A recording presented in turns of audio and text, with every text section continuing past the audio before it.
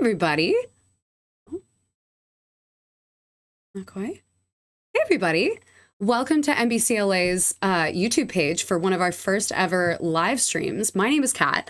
I do some content creation for them and also host a social media show called Good Luck Los Angeles. So if you've seen us on their Instagram, I might be a familiar face, hopefully.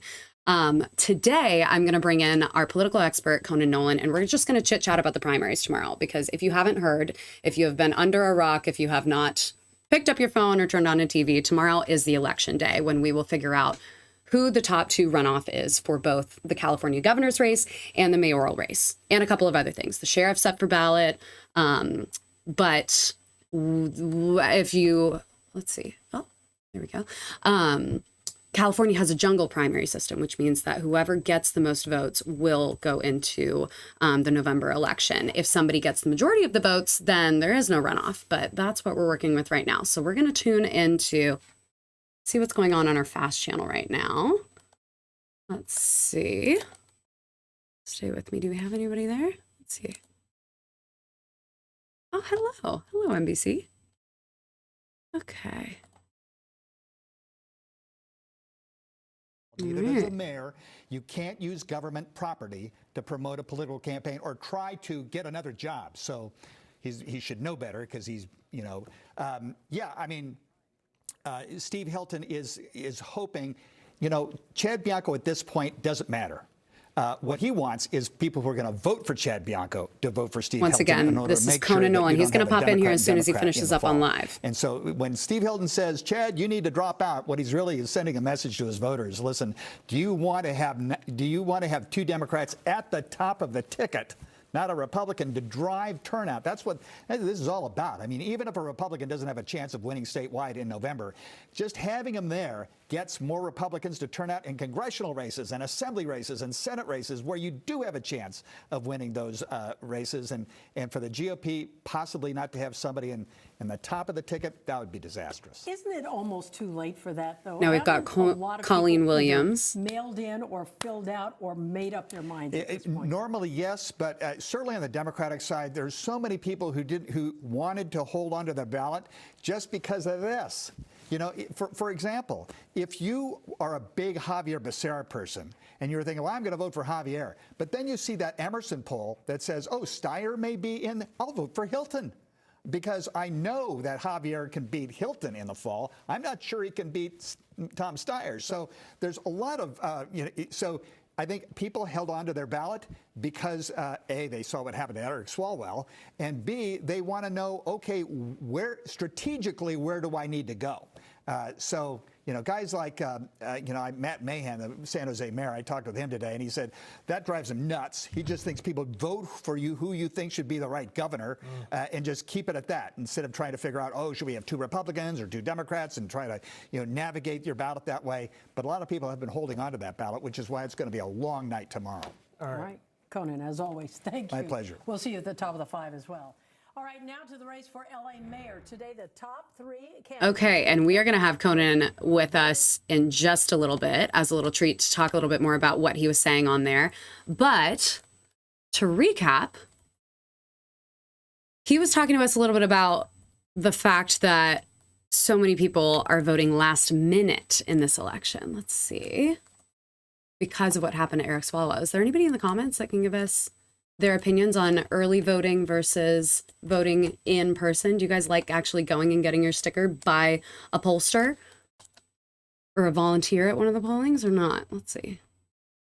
YouTube chat is a little low.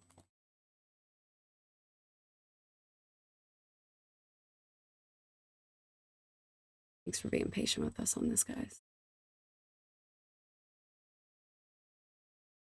Okay, so going into tomorrow, there was one recent poll that just came out the other day that I want to talk about that showed the latest numbers with the gubernatorial race. So let's take this big.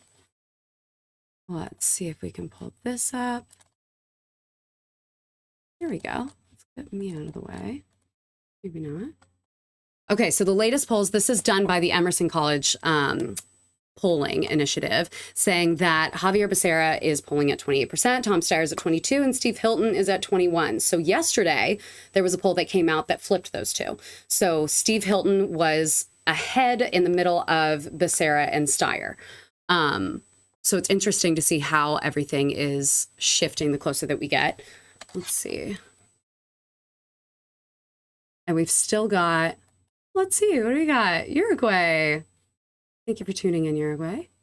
Let us know any opinions that you have on the gubernatorial race. I want to, oh my gosh, look at our little treat for you. We've got him in person. This is Conan on. Anybody out?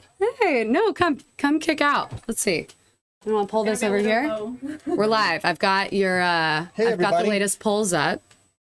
This is the famous Conan Nolan, everybody. Yeah, senior. The senior political reporter, because look how old he is. He's got the gray hair. There's a reason why you're the expert. Yeah, we were just watching you down in the studio with Colleen. You were, yeah? Yeah. And how'd it look, okay? It looked great. Good. How are you feeling going into the polling tomorrow? It's going to be, I kind of am nostalgic for the way we used to vote.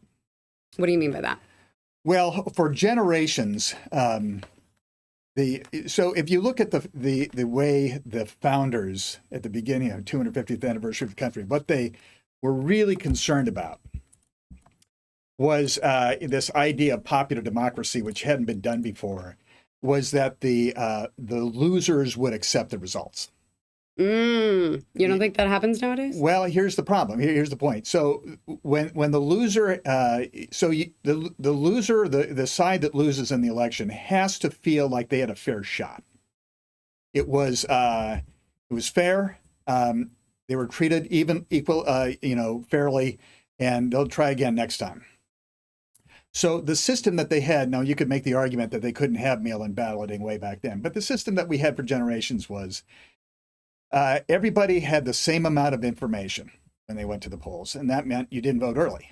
Because if you vote early, you have less information than the person who votes late. You remember there were millions of Californians who voted for Pete Buttigieg in 2020 and Amy Klobuchar, and they had dropped out by the time the California primary started, so they wasted their vote.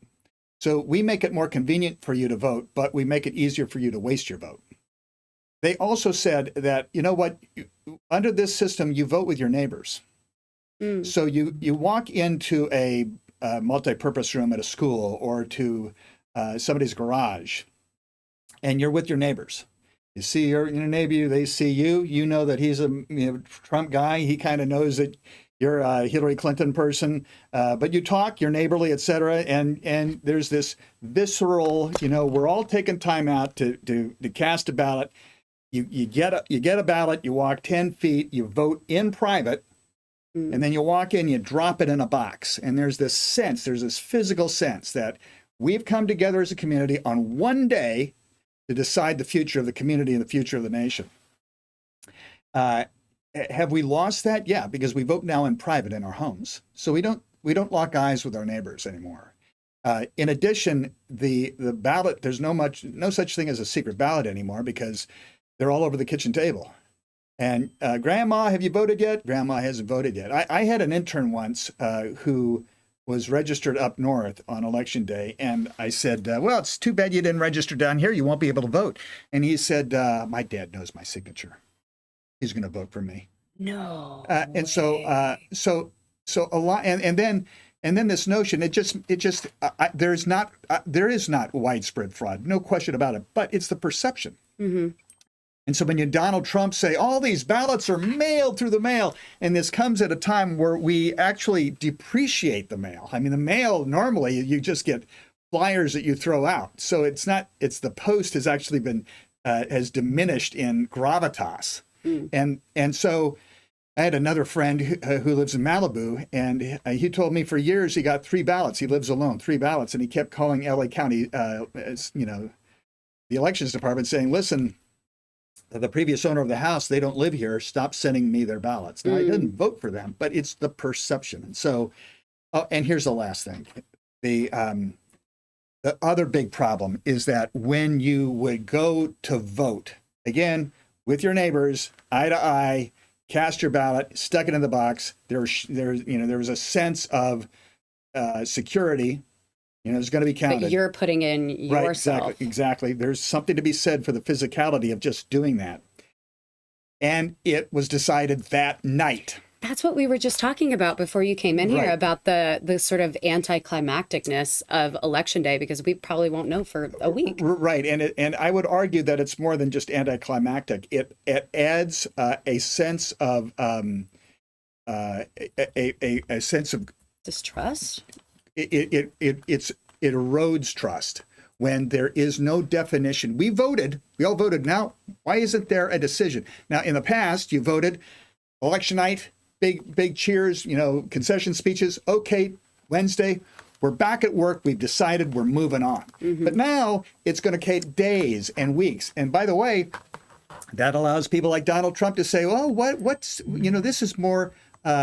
This is more skullduggery taking place, because now the operators know how many votes they need in order to overwhelm. And so, remember in the 2020 campaign, Donald Trump talked about it depends on which state counted ballots, which ballots first. For example, Election Day back then, most Democrats voted by mail because it was in the middle of the pandemic. Republicans voted in person. So it depended on which batch you counted first. It gave you an idea as to who was winning. And so in a state where they counted the day of the day of election votes first, and it looks like Trump's winning, and then they counted the absentees or the mail-in ballots, but that took days. Donald Trump could say, "We won the election." Then all of a sudden, these ballots started showing up, and where did they come from? And it looks suspicious. Right. Now, he didn't mention that Florida, oddly enough, is a state that had counted the mail-in ballots first, and they released those. And so, in the early stages of the Florida race, Donald Trump was losing, and then they counted the day of election votes, and he overwhelmed. And the red wave. Right. And he won. But he never mentions that. So it again, my worry is that the system is such that people call into question the veracity of the vote. Donald Trump told me personally, when I asked him once about losing California, and he said, "A million illegals voted in your election. A million illegals." Another time we asked him the same thing. He says, "If they counted the ballots fairly in California, I would have won that state." So there's an effort to undermine the veracity of the vote, the honesty of the vote, and I think the system we have sort of plays into their hands. Which is, if we want to talk about Chad Bianco's early days in this gubernatorial election, which feels like forever ago, but that was the whole thing. Yeah, was seizing all those ballots. And let me tell you one other thing Chad Bianco did. Did you see that at 4? No. So he gave an interview to our Christian. Oh yeah, we just yeah. Talk to us about that. Right. Well, he's in uniform. Isn't that illegal? It's against the law. It's illegal. You're not allowed to advocate for a political position. California Government Code 3204. You're not allowed to wear a uniform. I don't care if you're on duty or off duty. You can't do it in your office. Karen Bass doesn't have events in her office. Nithya Raman does not even give interviews in City Hall. Whenever the city council, she will not talk to people about the campaign at City Hall. And that's because it's against the law. You don't use taxpayer money to advance a political career, and the taxpayers don't want you to use their money to help find another job. And that's essentially, so for the sheriff, the guy who's sworn to uphold the California state constitution, not know that or know it and say, "I don't care about it," it's a little. I remember when Sheriff Alex Villanueva got in trouble for that because he was soliciting donations on camera in uniform. And that was part of it, where you're not allowed to solicit donations. So that was one ding. But he was in his sheriff's uniform and he got reamed for that. So how are none of the other gubernatorial candidates jumping on that? Or are they? And I just don't know. Well, my guess is that they don't care. Because it's Chad Bianco, and they're not worried. It's not like they're going to siphon off any of Chad Bianco's supporters. Are not going to be focused on that issue or the California code. They're very Trumpian. Donald Trump has tossed off the norms of being the chief executive officer for the nation. You're not supposed to make money off being president, but does. And so, but I just thought it was particularly egregious for a member of the officer of the law to be in that position. Just saw his new commercial. Do you know what are California's laws on when they're allowed to start counting mail-in ballots? Because is that something that any Democratic politicians have proposed changes to in order to curb that sense of distrust? Well, what they've tried to do, and the biggest problem with the reason why it takes so long to count, there's several reasons. One is LA County is 1 out of every 4 votes is out of LA County. It's a massive county, largest voting district in the country. And so you have 10 million people here, and it just takes forever. It always has. But what really takes forever is when somebody votes and then says, I didn't mail it, I'll drop it off at the ballot box. And that is, it's been described as the boa constrictor who swallows the rabbit. You know, it just slowly makes it, you can just see this slowly makes its way through. And that's what happens. All these ballots are dropped in on election day, and you have to take them to Norwalk, where they have the election workers, and you have to open up the envelope. You got to look at the signature. Oh, it's the signature here. Is it marry it up? You fold it, and you got to line it up to get voted. That takes forever. And so that's why it takes so long to count the ballots. And we're going to have a huge number of those drop-in ballots this time because everybody didn't mail in their ballot because the race for governor was so topsy-turvy. They thought there might be another candidate dropping out. And, they wanted to be, strategic in how they voted. And, for example, that Emerson poll that has Steyer in second place, if you're a Javier Becerra fan, you might think, I'll vote for Steve Hilton. Because I'll do anything to keep Tom Steyer from making the runoff. Because I got a couple of texts from people that I know today saying, is that what they should do? Right. And there's and the Democratic Party is not interested, frankly, in having 2 Democrats going against each other for a number of reasons. Top of the reason, the number one reason, is just how much money it's going to take. You have Steyer will be spending a fortune, Becerra will have to raise a fortune, and all that money, which comes from labor unions, among other groups, can't go to other things, can't go to other candidates, can't go to the ballot measures. So if you're up against a Republican, you don't have to spend that much. You can take all that money and spend it on all sorts of other things. But if it's 2 Democrats, oh my God, it'll be a holy war. And Steyer, who's already spent broken records, $210 million. The sales department at this station would do backflips to have him in the runoff because of all the money he spent. But Democrats do not want, the party does not, it would not be good. And the Republicans don't want it either because remember, the top of the ballot drives turnout for all these other races. Let's just say for the sake of argument, which is true, that Steve Hilton's not going to get elected statewide in California. It's just not going to happen. But having him on the top of the ticket drives Republican turnout in congressional races and state Senate races and assembly races and school board races in districts where they can win a House seat, they can win a state Senate race. And without a Republican at the top of the ticket, that will reduce turnout. And that's a problem for them. I have a question for you. One of our viewers asked if both the gubernatorial and the mayoral races do not meet the 50% threshold, is the runoff in November? Is the runoff in the November election? Let me make sure that I'm understanding that. Yeah. Well, here's the deal. If Karen Bass remember technically the race for mayor is nonpartisan. There's no D, there's no R. And there's you want to research why that is. It goes back to the progressive movement of 1904, a guy named Hiram Johnson, because the parties were extremely corrupt.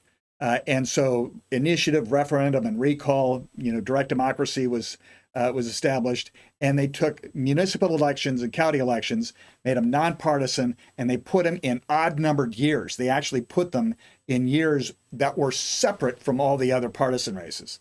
So you had a smaller turnout in those races, but there was a smarter turnout, people who were really in touch, because municipal issues were different than all the other issues, and we just didn't want to get into politics. Well, now we have incorporated the municipal elections, race for governor, into the partisan elections every even-numbered year. So it's a long way of saying, if for some reason Karen Bass got 50% plus 1, she's mayor.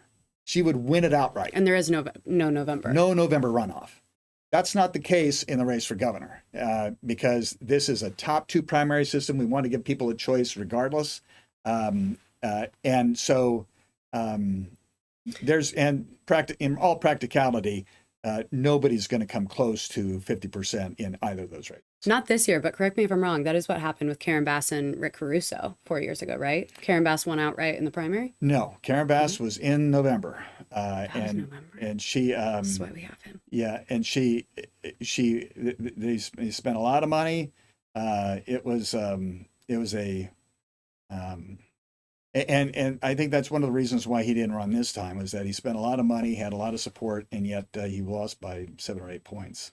Okay, I'm pretty sure that is. I'm losing my memory now, but We can pull it up while we chat about that. The other question that I wanted to ask you is talking about why the Democratic Party doesn't want 2 Democrats in this runoff, because it just wastes a bunch of resources that they can target somewhere else. And it's kind of friendly fire. Like, we've got 100 ads right now of them throwing mud on each other. And so it's an interesting look in general. But why is the Democratic Party, and why are so many establishment Dems not endorsing if they really don't want to? What's the theory Well, part there? of the reason is that, Tom Steyer, they owe Tom Steyer. Tom Steyer gave a lot of money to a lot of Democrats. I would wager that Tom Steyer probably helped fund Javier Becerra's campaigns in the past. He's a huge Democratic Party fundraiser, going back years. And so, and I questioned him, and he says, "I'm not an establishment Democrat." Well, you certainly have. You helped finance the Democratic Party establishment for years. And so I think there's a reluctance on the part of other Democrats to weigh in part because of that. And they may need his money again. Remember that. Because don't bite the hand that feeds you. Yeah, you know what? Money is the mother's milk of politics, so said Jess Unruh, a former political legend in California. And the fact is that there's a number of reasons why I don't think Gavin Newsom's gotten involved. But Gavin Newsom's people have followed Becerra. They went from Swalwell to Becerra. Is that correct? Correct. Is there? And that is sort of a subtle endorsement. I was going to say, is that worth reading into? Yeah. Or is it just that, that's how the political realm works? Yeah, I think that's how it works. But I think there's a subtle. It is the non-endorsement endorsement. But it's normally just people like you and I understand that, or even the insiders. Make the point or even notice. But yeah, I think clearly Gavin wants a governor who's friendly to Gavin. Because he's hunting for another job. Well, he's hunting for another job, and you don't want a governor who's going to just badmouth the previous governor. Now, will Tom Steyer do that? I don't know, but Tom Steyer has no experience, not one, not zero, not a minute, as an executive in the service of the public, and